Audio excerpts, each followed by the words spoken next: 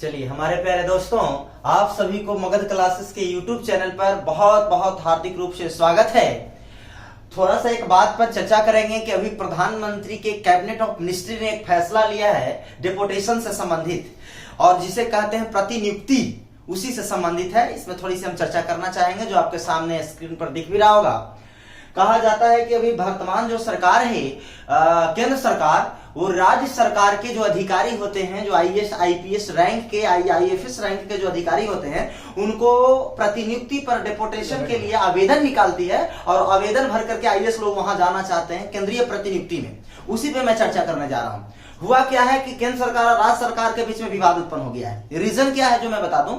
UPSC जो union public service commission है, वो सर्विस कमीशन, सीधा सा बात है कि वो 3 सेवाएं हैं जो अखिल भारतीय सेवा के अंतर्गत आते हैं। ऐसे तो हर एक नौकरी के आगे लगा हुआ है। जैसे आप सुने होंगे IRS Indian revenue service, IFS Indian foreign service, IRPS Indian railway police service, IRTS Indian railway traffic service. लेकिन ये सब इंडिया लेवल का नौकरी है, परंतु ये Akhil Bharatiya all India service इसको नहीं कहते हैं। ऑल इंडिया सर्विस के अंतर्गत 3 ही सर्विस आता है, जिसका नाम आप जानते होंगे बाकायदे कि IAS, IPS और IAFS। IAFS 2 हैं, थोड़ा सा गौर कीजिएगा। IAFS 2 हैं, एक है फॉरेन सर्विस और एक है फॉरेस्ट सर्विस। तो फॉरेस्ट सर्विस भारतीय जंगल सेवा इसको कहते हैं, इंडियन जंगल सेवा, जिसको भारतीय जंगल सेवा के नाम से, भारतीय वन सेवा के नाम से जाना जाता है।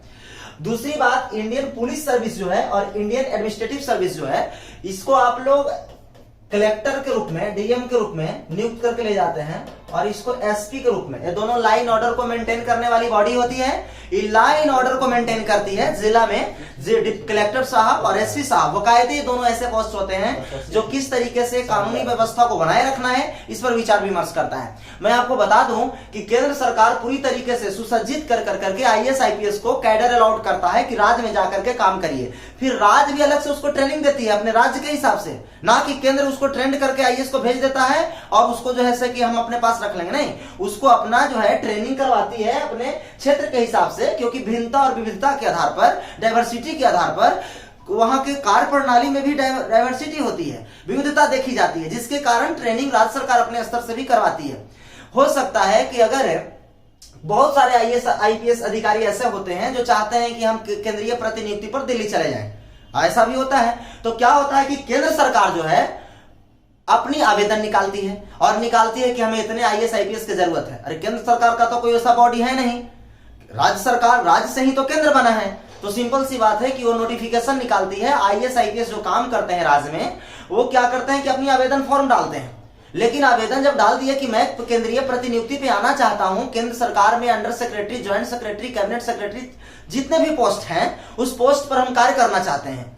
तो कार्य जब करना आप चाहते हैं, तो आप राज्य सरकार के बिना स्वीकृति के आप केंद्र में नहीं जा सकते हैं। तो राज्य सरकार के आप चहेते अफसर हैं तो जाने नहीं देगी। या फिर हो सकता है कि आपको मुख्यमंत्री जी उस तरीके से आपको कहा जाए कि राज्य में रख कर करके आपको काम, अगर वैसा आप कुछ किए हैं जिसके कारण उनको नुकसान हुई है, तो आपको हो सकता है कि डेपुटेशन पर जाने से इनकार करवा दें। ये भी बहुत बड़ी बात हो सकती है बदला लेने के भाव से। तो केंद्र सरकार ने भी नियम बनाया कि जितने भी अधिकारी होंगे, जैसे केंद्र सरकार को आईपीएस की बहुत कमी है। रीजन क्या है केंद्र सरकार के आईपीएस की कमी का? क्या रीजन है भाई?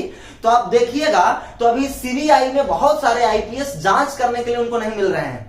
अब भाई जब आईपीएस उनको जांच करने के लिए नहीं मिल रहा है, तो क्या सीबीआई जांच कर पाएगी? जो आईपीएस का पोस्ट है वो बहुत ही प्रोमिनेंट पोस्ट होता है, और लाइन ऑर्डर को मेंटेन करने में इनका बहुत बड़ा सहभागिता होती है। इनके बिना तो कुछ होगा ही नहीं संभव। आपको मैं एक बात स्पष्ट कर दूं, ये जो आईपीएस महोदय हैं, ये अगर मान लीजिए कि डेपुटेशन पे जाना चाहते हैं, तो राज्य सरकार से पहले स्वीकृति लेनी थी। लेकिन अब स्वीकृति लेने की कोई आवश्यकता नहीं है, कोई स्वीकृति लेने की आवश्यकता नहीं है।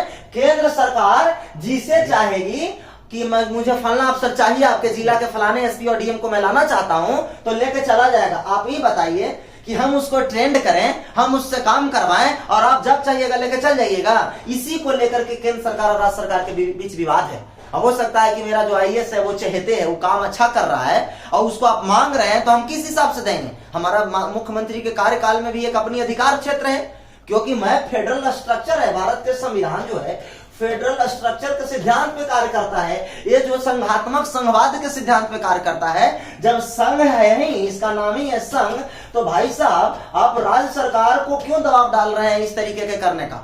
बहुत सारे राज्य इसके लिए तैयार नहीं है कि मैं इस कानून को नहीं मानूंगा, ये बाध्य नहीं आप कर सकते। ये मेरे पर डिपेंड है कि मैं किस IAS को आपके पास भेज रहा हूं।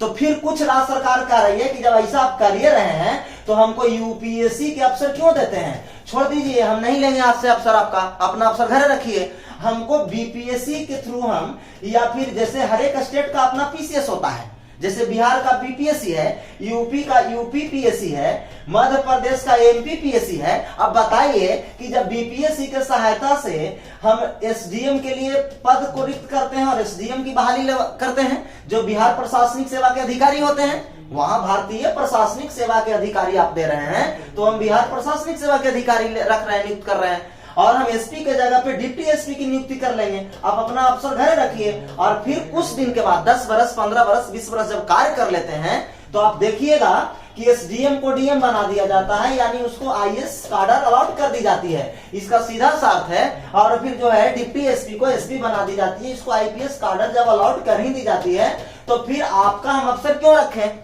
आपका अफसर केंद्र वाला घर रखिए। इसी को लेकर के डेपुटेशन से संबंधित गंभीर सवाल पैदा हो रहे हैं कि क्या केंद्र सरकार को ऐसा कानून बनाना चाहिए?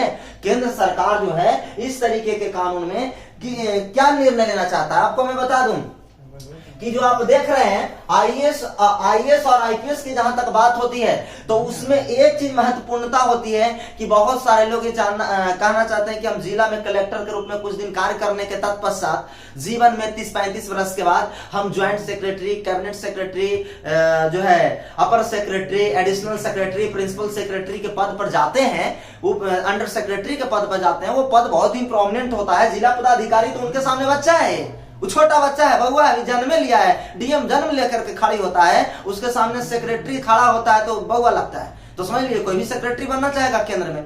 तो ये चलते दोनों के बीच में गंभीर सवाल पैदा हुए हैं। राज्य सरकार और केंद्र सरकार के बीच एक मामला फंस गया है। अभी मामला पर क्या निर्णय लिया जाता है, क्या विशेषता इस पर कानून बनाए जाते हैं, ये तो बात की बात है। लेकिन हाँ, अखिल भारतीय सेवा में 3 ही सेवा आता है, जो याद रखना है।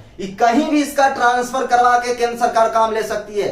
आप काडर आपको भले अलॉट हो चुका है, लेकिन अगर आपकी जरूरत पड़ी, आपको इनकाउंटर करना है कहीं पर, तो अगर आप IPS हैं तो आपको भेज करके वहां पर आपसे वो काम करवाएगी।